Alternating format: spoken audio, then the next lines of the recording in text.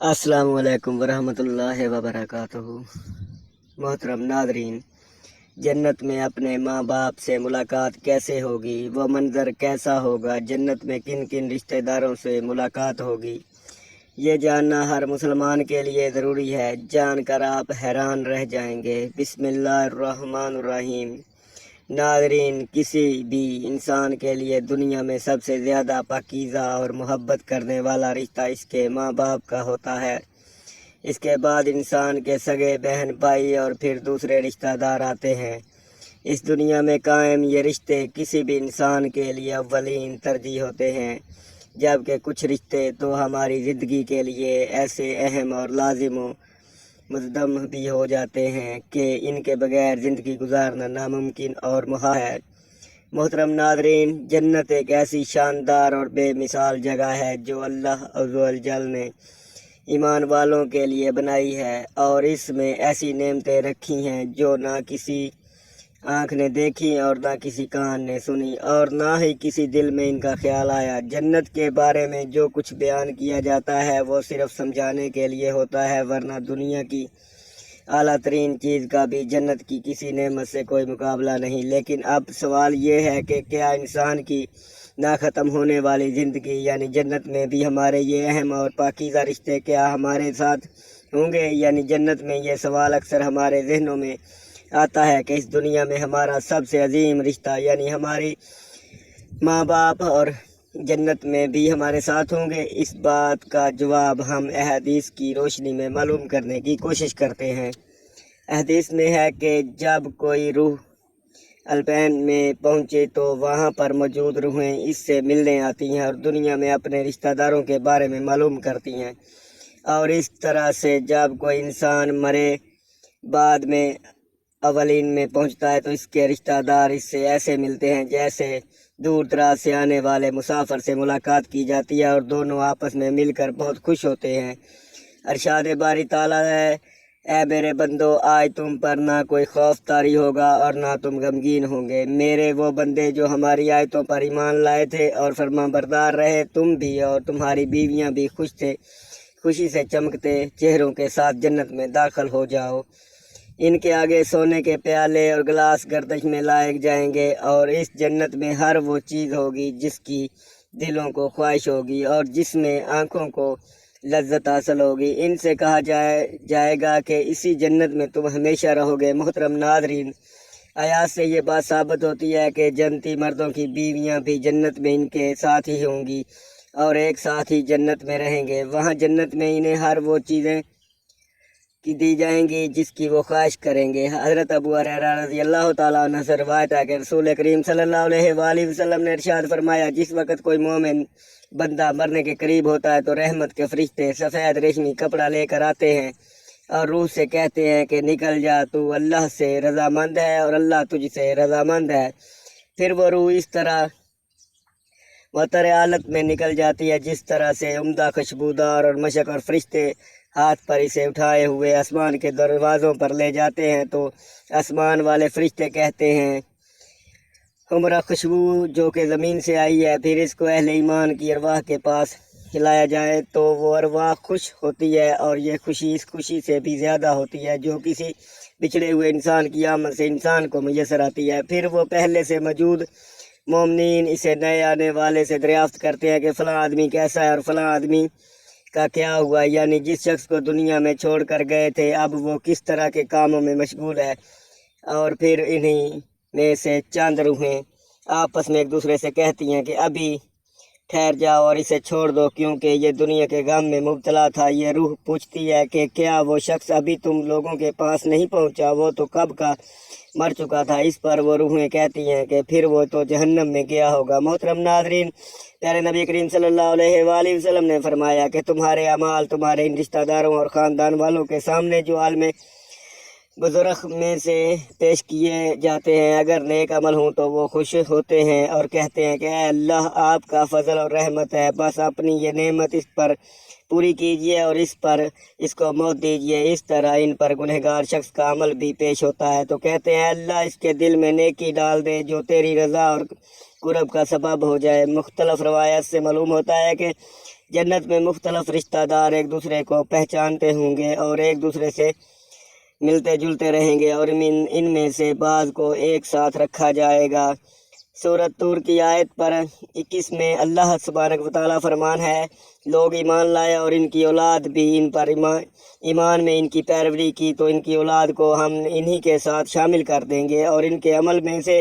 کسی چیز کی کمی نہیں کریں گے۔ حضرت ابن عباس رضی اللہ تعالیٰ عنہ سے مروی ہے کہ بے شک اللہ تعالیٰ مومن کی آنکھوں کو ٹھنڈا کرنے کے لیے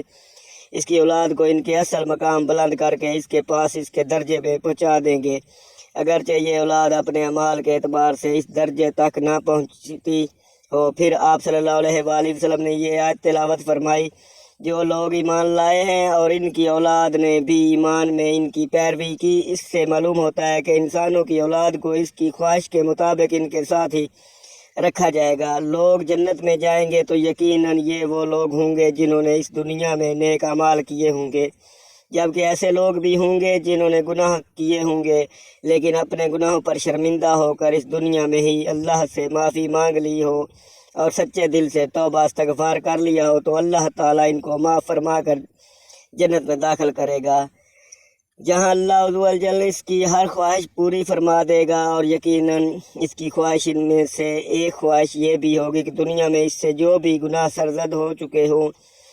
یا کوئی گناہ والے اعمال اس نے کیے ہوں تو اس نے وہ تمام اعمال بھلا دیے جائیں، کیونکہ جنت امن اور سکون کی جگہ ہوگی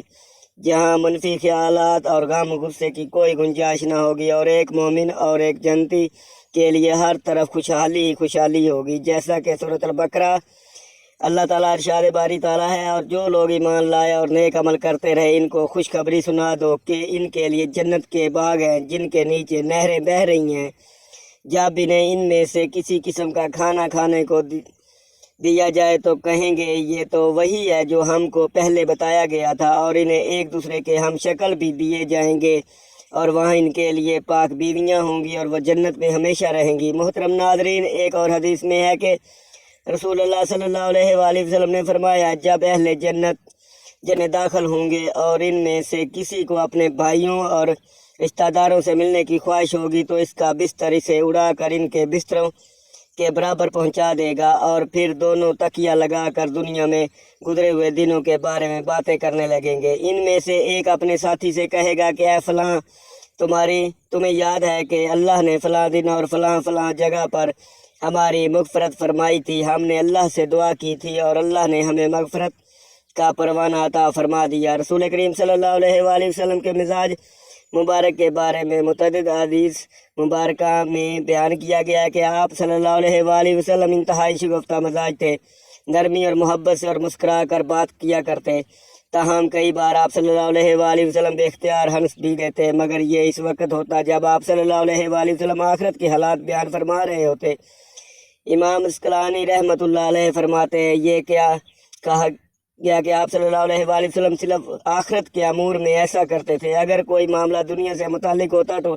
اس پر آپ صلی اللہ علیہ وآلہ وسلم صرف تبسم فرمایا کرتے تھے۔ آپ صلی اللہ علیہ وآلہ وسلم نے ایک بار صحابہ کرام کو یہ آگاہ کیا کہ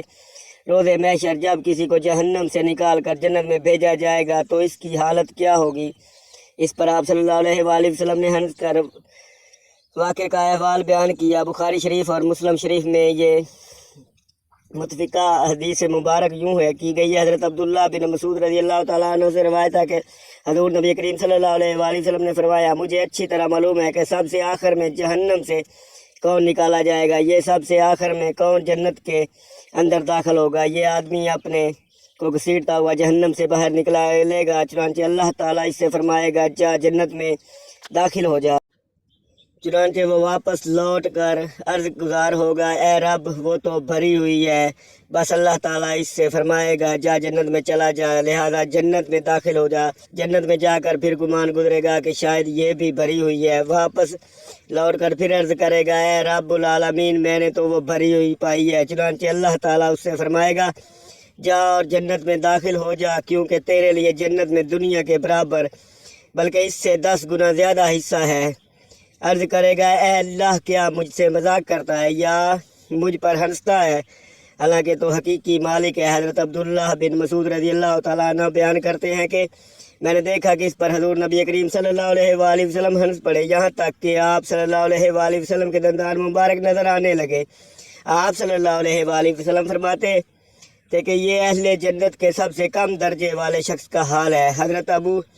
سعید سے روایت ہے کہ رسول کریم صلی اللہ علیہ وسلم نے فرمایا، جو آدمی سب سے آخر میں جنت میں داخل ہوگا وہ گرتا پڑتا اور گھسیٹتا ہوا دوزخ سے اس حال میں نکلے گا کہ دوزخ کی آگ اسے جلا رہی ہوگی، پھر دوزخ سے نکل جائے گا تو پھر دوزخ کی طرف پلٹ کر دیکھے گا اور دوزخ سے مخاطب ہو کر کہے گا کہ بڑی بابرکت ہے وہ ذات جس نے مجھے تجھ سے نجات دی، اور اللہ تعالیٰ نے مجھے وہ نعمت عطا فرمائی کہ اولین و آخرین میں سے کسی کو بھی وہ نعمت عطا نہیں فرمائی۔ پھر اس کے لیے ایک درخت بلند کیا جائے گا، وہ آدمی کہے گا کہ اے میرے رب پروردگار، مجھے اس درخت کے قریب کر دیجئے تاکہ میں اس کے سائے کو حاصل کر سکوں اور اس کے پھلوں سے پانی پیوں۔ اللہ تعالیٰ فرمائیں گے، اے ابن آدم، اگر میں تجھے یہ دے دوں تو پھر اس کے علاوہ تو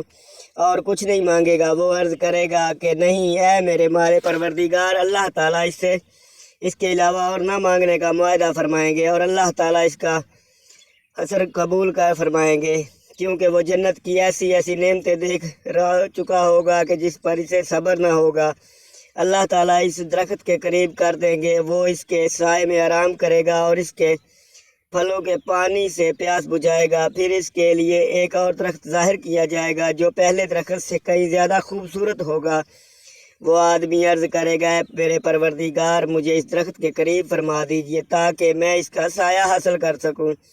اور اس کا پانی پی سکوں، اور اس کے بعد میں اور کوئی سوال نہیں کروں گا۔ اللہ فرمائے گے،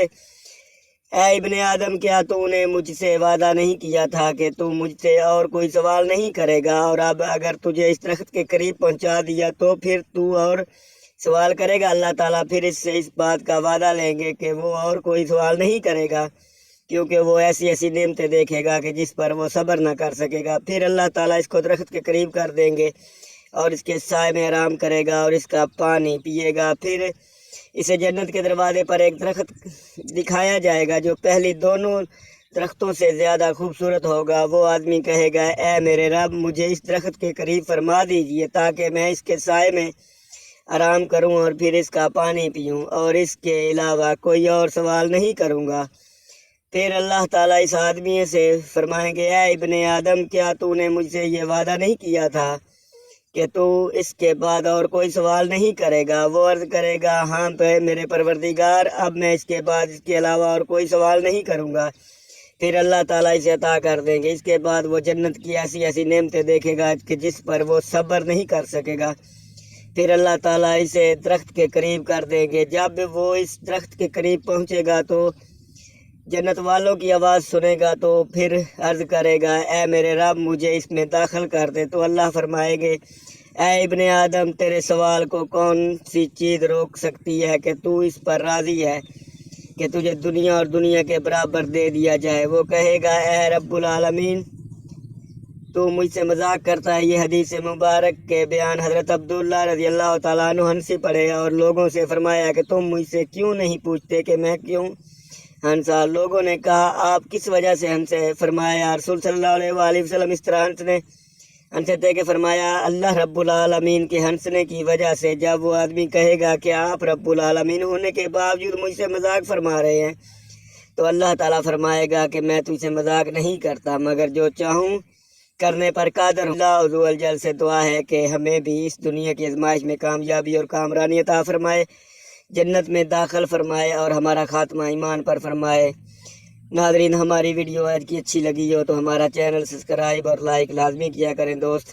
اور اللہ کے 99 ناموں میں سے ایک نام ٹائپ لازمی کریں۔ اللہ آپ کو